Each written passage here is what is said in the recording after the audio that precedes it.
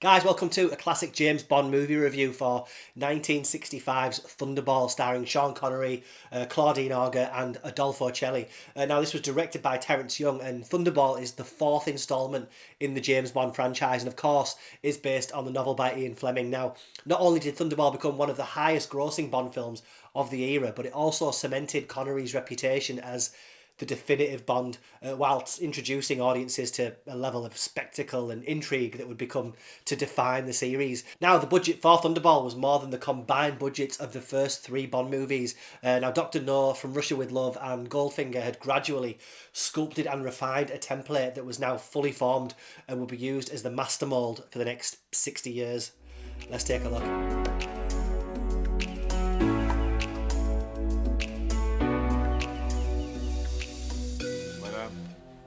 I've come to offer my sincere condolences.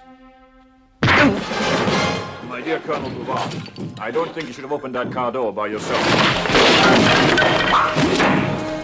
So the plot to Thunderball is what now may seem typical Bond fare, involving espionage, international intrigue and a plot to steal nuclear weapons. Now, how many times have we seen that movie since? Anyway, the story begins with Bond investigating the theft of two atomic bombs from a NATO aircraft. The bombs are stolen by the organisation SPECTRE, the villainous mission led by the mysterious Emilio Largo, played by Adolfo Celi, who plans to use the weapons for ransom. Now, Bond is dispatched to the Bahamas to stop Largo, where he encounters beautiful women, dangerous henchmen, and a labyrinthian web of conspiracies. Now, this movie, more than most 007 projects, has suffered at the hands of Mike Myers and his Austin Powers trilogy, which I'm a fan of, but I feel it's Thunderball that was cribbed from the most, certainly for the first of his spy spoof series. Thunderball's basically a gallery now of iconic images, a villain with an eye patch, Adolfo Celi's Spectre #2, Emilio Largo. We get rooftop jetpack escapes, a swimming pool full of sharks, Bond twirling Fiona Volpe into the path of fellow assassin's bullet, and Thunderball also introduces what will become a Bond girl formula, where he hooks up with a girl early on. Here it's Martine Beswick's MI6 agent Paula Kaplan, who'll of course die. And he'll then get to cozy up with the villain's henchwoman, here redhead scorcher Luciano Paluzzi. She's probably going to die too, before landing on the actual Bond girl of the movie, here Largo's mistress turned nemesis Domino, played by the mind-boggling Claudine Auger. Anyway, he must uncover the location of the stolen bombs and thwart Largo's plans before it's too late. Along the way, Bond also faces off against a number of Spectre agents, including Largo's ever-menacing henchman, the mysterious Vargas. And as he digs deeper into the mystery, he is, of course, about to uncover an underwater facility, taking part in thrilling and, at the time, quite revolutionary underwater battles, and generally has to race against time to prevent the destruction of civilization.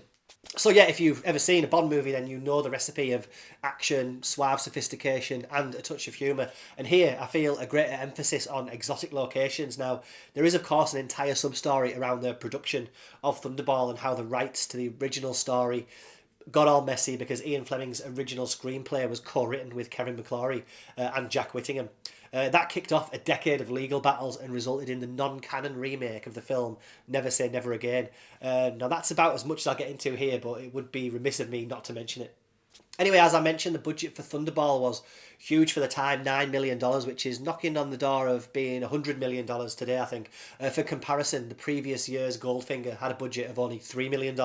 And this cash injection allowed Thunderball and the Bond franchise to go to new visual heights. And for action cinema in 1965, this meant an extraordinary level of spectacle, particularly its groundbreaking use of underwater photography, sequences which remain some of the most iconic scenes in the whole Bond franchise.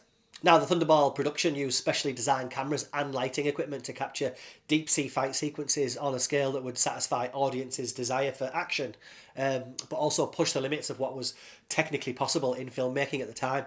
Now, of course, these days, the pacing of these sequences probably feels a bit slower than the modern Aquaman showdown. But for the mid-60s, this was bleeding-edge action cinema. Now, aside from the underwater action, the Bahamas provides a stunning backdrop for much of the action. It's a tough gig being a secret agent when the villains you're chasing are usually hiding out in such stunning locations. You must have followed us.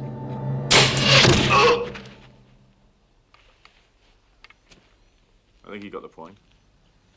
So, of course, Sean Connery could play James Bond in his sleep by this point, and here he's his usually charismatic and charming self. The reason Connery is a fan favourite is his ability to effortlessly switch between serious action sequences and the more lighter moments. Now, his witty one-liners and nonchalant demeanour in the face of danger are some of the hallmarks of the character's appeal. That, and of course, his cheeky charm with the ladies. Sincerely, would you mind giving me something to put on?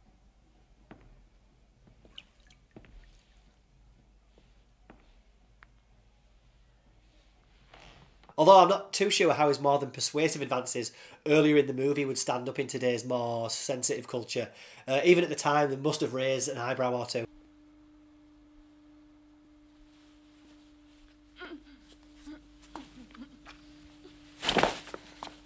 Behave yourself, Mr. Bond. Now, for me, Adolfo Celi as Emilio Largo is one of the more compelling Bond villains of the early series. Largo has a calm, cold menace. He's physically imposing, but also more than happy to throw you in his pool full of sharks. Celi, incidentally, had his lines dubbed over to hide his thick and distinctive Sicilian accent. Now, I will come back to Luciano Paluzzi's Fiona Volpe here, as I don't feel like she gets mentioned much in the Bond girl conversation, but for me, she's one of the series' best femme fatales. She has some great chemistry with Connery and actually gets a bit of a character arc. It's unfortunate for the series that more of these characters don't evolve from mere antagonists to more complex figures. So the film's score, of course, composed by John Barry, is, as usual, a standout. The iconic Thunderball theme, twinned with the film's theme song performed by Tom Jones, which is a highlight in its own right, with Jones's booming vocals and the catchy melody fashioning what is pretty much an instant classic. Now, when Thunderball was released, it was a massive commercial success, grossing over $140 million worldwide, which was a hell of a sum for the December of 1965. It sat third behind box office juggernauts The Sound of Music and Dr. Zhivago. Now, you'll hear a lot about how Goldfinger created the template for the 007 franchise, which is true for the most part. Here, though, Thunderball solidified the 007 franchise as a major cultural phenomenon and helped set the stage for the more adventurous, spectacle-heavy Bonds that followed, such as You Only Live Twice and Diamonds Are Forever. Now, the cloud behind that silver lining, though, is that the more grounded nature of the earlier films were quickly disposed of.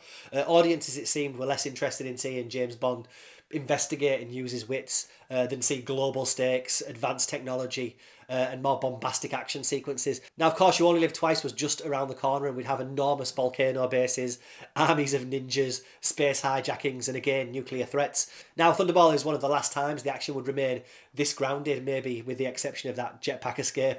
And as such, it's a quintessential Bond film that will frequently feature in the top 10 Bond movie lists. Now, as the 1960s progressed and the spy genre exploded to capitalise on Bond's success, the 007 films became even more fantastical and over the top, and Thunderball sits at the intersection between the classical espionage thrillers and the out-and-out science fiction roller coasters that would shape the future of the franchise. It's forever in the Bond conversation, not just for its action and spectacle, but for being such an embodiment of the James Bond spirit that 6 decades of imitators and 90% of Mike Myers' whole career has to thank.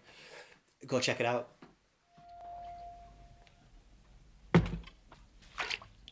Oh, Hello. Aren't you in the wrong room, Mr. Bond?